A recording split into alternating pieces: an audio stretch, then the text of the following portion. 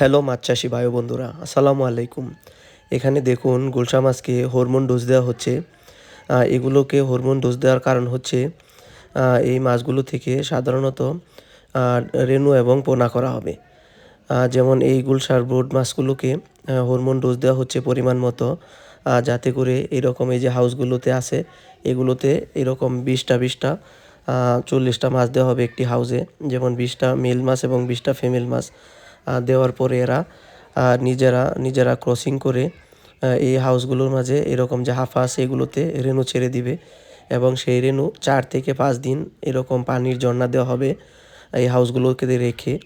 তারপরে এইখান থেকে ওরা ডিমগুলো থেকে আস্তে আস্তে করে রেণু হবে এবং সেই রেণু পুকুরে ছাড়া হবে। সেই পুকুর থেকে আবার রেণু থেকে পোনা হবে এবং সেই পোনা বিভিন্ন চাষিদের মাঝে ডেলিভারি করে এরকম বড় সাইজের গুলশা এবং ট্যাংরা মাছ হবে। যেরকম পাবদার রেণু থেকে পাবদা মাছ এবং গুলশা রেণু থেকে গুলশা এবং ট্যাংরা রেণু থেকে এরকম বড় বড় গুলশা, ট্যাংরা অথবা পাবদা মাছ আমরা পেয়ে থাকি। তার জন্য আমাদের হ্যাচারি থেকে আপনারা রেণু এবং পোনা নিতে পারেন আর নিয়ে এভাবে বড় করে চাষ করতে পারেন। ধন্যবাদ।